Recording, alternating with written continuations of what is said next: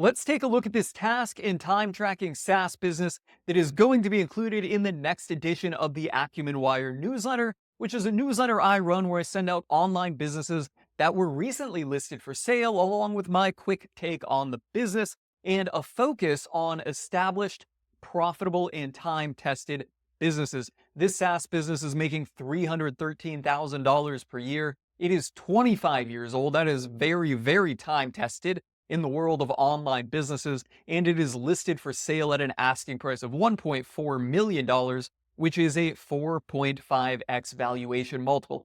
In this video, I'm going to go through the business listing, break down the details of this listing, and share some of my experience-based insight into the business listing and the business model, some of the things I like and don't like about the business, along with the challenges and growth opportunities, and ultimately my quick take on the business valuation. So we'll start by just kind of skimming over this business listing. I'll pick out some of the details and then we'll look at them all in the context of whether I like it, don't like it, etc. All right. So we've got all of the numbers except for the revenue. It's making $737,000 a year in revenue and profiting $313,000. So a little less than a 50% margin, close enough to 50% that we'll just call it 50%. It is a task and time tracking SaaS business, and the first line of the teaser here describes it, or maybe the first paragraph. It is an SBA pre-qualified SaaS business that has been in business for 25 years, offering a two-in-one task management system. Subcategory project management system. This fully remote business offers a platform that seamlessly integrates time tracking, task management, and reporting, providing small businesses with the tools they need to manage projects efficiently and track billable hours. So I'm thinking that this is like some type of tool that attorneys or maybe accountants use when they are billing by the hour to track what is going on.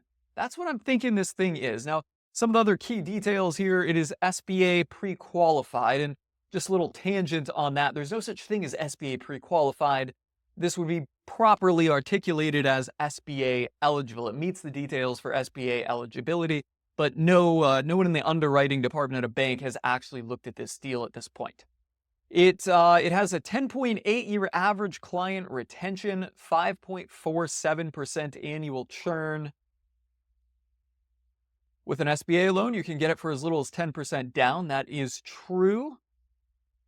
And they operate on a subscription model. Average revenue, I'm guessing per subscriber, is $101.43. Very precise number. Subscription-based model generates 42% of their total revenue. That is a little weird to me because it's a SaaS business. Why is it not 100%? So that's weird. That is jumping out at me as weird. Certainly one of the first questions I would ask if I were contacting the broker or after I signed the NDA to get the SIM on it. 53% in the US, 47% international. This is also very unique. Usually you see businesses highly concentrated in one country. Rarely will you see it as close to a 50% split as this. And some of the other details on it, recurring revenue, we know AOV $100 and 43 cents, I think, or 101.43. What was the number? Yeah, 101.43. Anyways, $100. Retainable minority owners. So maybe the sellers want to stay in the business. Operations are streamlined with automated billing and customer automated billing and customer onboarding, requiring minimal owner involvement. The business runs with a lean team, including a minority owner who's willing to stay post-close, documented SOPs, right? So it all sounds pretty good. And then we've got some growth opportunities here, which include launching an enterprise tier pricing plan to boosting referral programs and vertical marketing strategies. Okay, so as with most business listings, there's always growth opportunities, but the seller has not done them.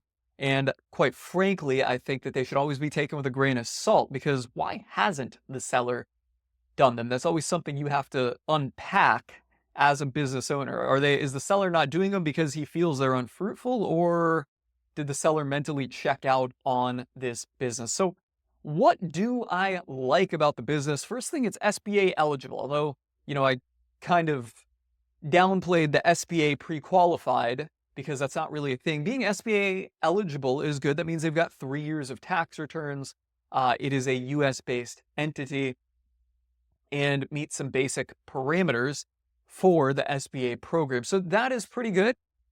The other thing here that really stood out at me, that was a few things, but next up is the 10.8-year average client retention and 5.47% annual churn. So that is incredibly long client retention. That is shocking. I am wondering how many clients they're signing up now. When was the last time they signed up a client, right? Are they still signing up new clients? Or are they just kind of letting them all churn out? And with this 5.47% churn rate, things can churn for a very, very long time. I did some math, and assuming this cash flow of $313,000 and a churn rate of 5.47%, the future value of cash flows, assuming a churn to zero right here, would be $5,727,000. That's very, very high. Now, I know that's unrealistic, but that is still impressive. Okay. Now, in doing this, you may already have caught on to this, only 42% of them are subscription, which is really weird to me. I don't get this, but then I ultimately reduced my math by 42%, and that would calculate a total sum future value of cash flows at 2.4 million. Still much higher than the asking price. So SaaS businesses are very, very sticky, and customers often stick around in an aged SaaS like this. They stick around longer than you expect them to. And there have been some very big businesses built out of just acquiring aged SaaS businesses and literally just, riding them out for the value of the customers that they have. And that works out to be far higher than the selling price at, in this case, 4.5x. Okay. And then next thing here is where they say the software has been iterated and improved to help build a loyal client base. My initial thought when I see a 25-year-old SaaS business is, well, what if this is out of date? What if this is antiquated? What if there are newer players in the market? And it's not uncommon to run across legacy SaaS businesses that just haven't had any updates. In this case, they're describing it as being improved and iterated, which is a strong indication that it's not entirely out of date. Of course, if you're going to buy the business, you're going to want to understand all of the competitors and ultimately figure out what needs to happen to make sure that this thing is current and just doesn't get, how should I say this, but competed away in the marketplace. So that will segue me into the next topic here: challenges, risks, things I don't like about the business, all of the negatives. Okay. And that could be outdated software, and that you have to invest a substantial portion into updating the software when you take it over. That's not something I really want to do when I buy a business. Like, yes, how should I say this? I understand, right? When you get into a business, you got to make some changes and grow it, but I don't want to have to totally reinvent the wheel, their SaaS product, when I get in there because it's facing obsolescence. That is something that would concern me and should certainly be factored into the price. Now, if this SaaS business has been iterated and improved, maybe that's not the problem, but that is a potential challenge or risk of the business. The other thing is the low AOV, right? At $100. Where is that? Oh, the 101.43 number. That just seems very low. Like, why isn't that higher? If we, work that out on a monthly basis, it's like $8.40 a month. Seems incredibly low. What would happen if you just doubled the price? Literally, just doubled the price to $200 a year, and your churn rate only went up another 1 or 2%, right? You'd probably make a ton more money, or you would make a ton more money, but why hasn't that been done? So that is something I don't like, and I see as a bit of a challenge or risk, but that could also be an opportunity for you to really crank things up and add money to the bottom line. By crank it up, I mean really just raising prices up. Okay, so that's really what I see being the big risk of this business uh, based on the information we have in the teaser. And they're not substantial risks. SaaS businesses like this that have been around 25 years will probably be around another 25 years. You may have heard of the Lindy effect. Basically, it is a statistical principle that says that the most likely estimate we have of how long something will last going forward is how long it's been in existence before. The Lindy effect. What opportunities are there for this business? Well, they outline some down here in growth opportunities, from launching an enterprise tier pricing plan. Okay, so basically launching a higher tier pricing plan, to a referral program that works, vertical marketing strategies. I'm surprised to see that in there because that indicates to me that they haven't done this. So I'm saying this seems like it would work for, or it seems like a time tracking platform for attorneys or accountants. But here they're mentioning vertical marketing strategies as a growth opportunity, indicating they have not done that, or they're not marketing to a specific vertical or ingrained in that vertical. So that's kind of interesting and certainly an opportunity if they have not done it.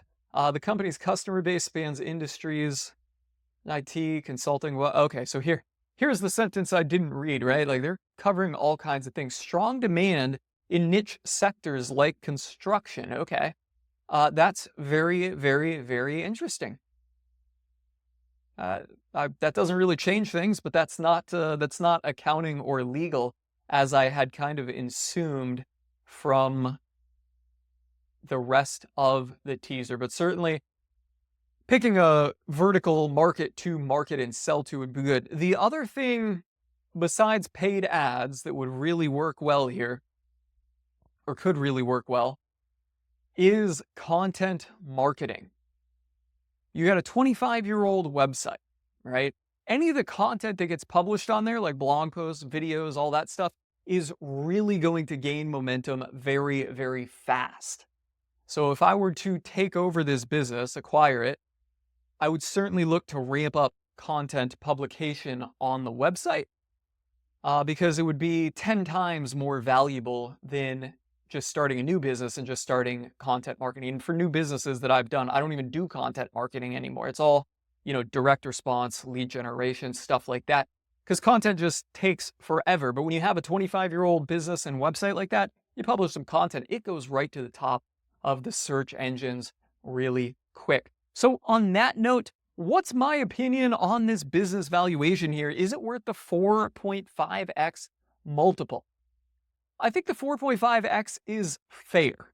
If you got into this and you found that the software was pretty current and you really wouldn't need to do any updates to market it to a specific vertical, then I would say it's a pretty good valuation. But on the flip side, if you got into this and you're like, okay, this thing is an antique, right? Like, yes, it's got these customers in here. Maybe it picks up a few little scragglers that come in as customers every year, but it's really not growing.